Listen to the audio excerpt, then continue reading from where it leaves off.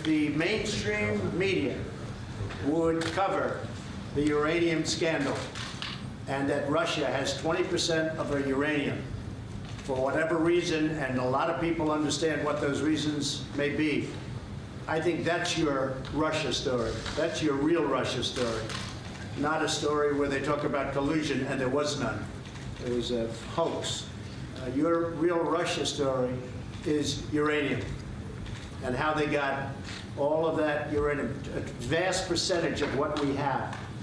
That is, to me, one of the big stories of the decade, not just now, of the decade. The problem is that the mainstream media does not want to cover that story. But I'm willing to bet 1,700 pictures of margaritas that Sean Hannity will tonight. That statement was unprompted. It came out of nowhere as a Q&A session with reporters, and the governor of Puerto Rico was wrapping up. Notably, Donald Trump gave himself a 10 on a scale from 1 to 10 for his response to the hurricane that devastated Puerto Rico. But Donald Trump apparently wants more airtime for the argument he tweeted about this morning. Quote, uranium deal to Russia with Clinton help and Obama administration knowledge is the biggest story that fake media doesn't want to follow. He then added, workers of firm involved with the discredited and fake dossier take the fifth. Who paid for it? Russia? The FBI or the Dems or all, question mark.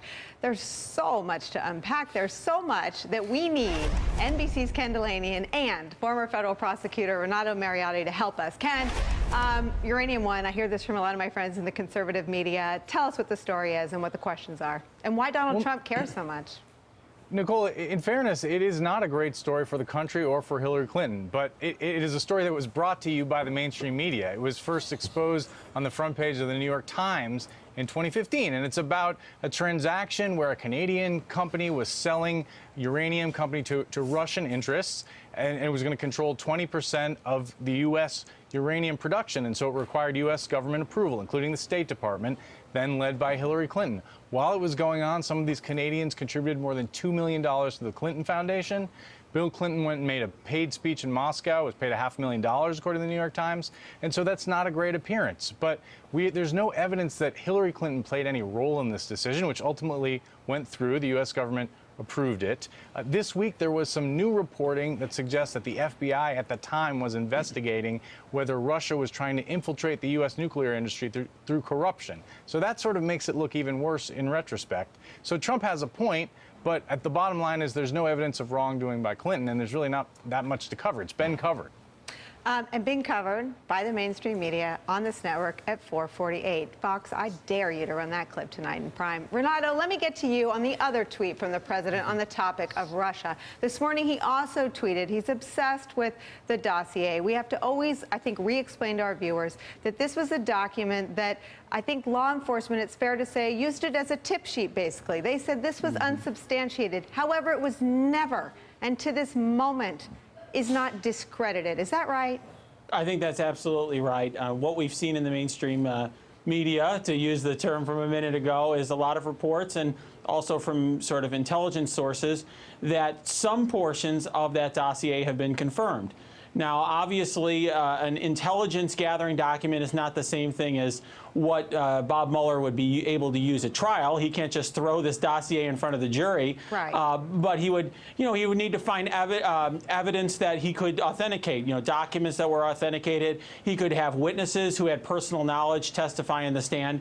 So what I expect is, like you just suggested a moment ago, Nicole, that he'd use it to create as a basis for leads, that he would use it as a way to know who to talk to, what documents to look for, and ultimately those documents and those witnesses would be the evidence in the case. And Ken Dilanian, it was explained to me by a former British military, very high-level individual who said that even in the British government, this product would have been run through checks and balances. It would have been it was human intelligence, so whether he was in the government or not, the product would have then been verified. And that when Jim Comey first flew up to New York to meet with then President-elect Trump, he mentioned it in that context. This thing is out there. It's unsubstantiated. I didn't want you to be blindsided by it, but this was one of the original things. This is Donald Trump's kryptonite. The things in this document are, in some instances, salacious, but there's a lot in there that raises questions, if not offers proof, about financial ties between Donald Trump and Russia. Is that not the case, Ken? That is the case. And to your first point, Nicole, absolutely. It's raw intelligence. So if the CIA had this information, they'd want to know who the sources were, whether they were reliable. We don't have that information, and presumably the FBI is trying to get that information. But we do know that some aspects of it have been corroborated. I'll give you one example. The dossier talks about Trump's denials that he had any business interests in Moscow and says, no, in fact, he was trying to pursue real estate deals in the Russian capital. Well, what did we learn a couple of months ago? During the primaries, the Trump organization was trying to pursue a deal to build Trump Tower Moscow, and Trump's lawyer, Michael Cohen, was soliciting Kremlin help for that project. So that's an example of where the dossier said something that later proved to be true. Renato, let me ask you about the investigation closing in on Donald Trump's inner circle with news that Corey Lewandowski, who was fired but who Donald Trump never really quit as an advisor and a wingman, he's now been questioned. Can you talk about the kinds of things that people would want to know from someone like Corey Lewandowski? For sure. First of all, anyone like Corey Lewandowski has had direct exposure to the President of the United States. He is somebody that literally would speak and chat with the President about numerous topics, may have had texts or emails with the President, and certainly has a sense of what the President thought at certain times, what he said, what his views were.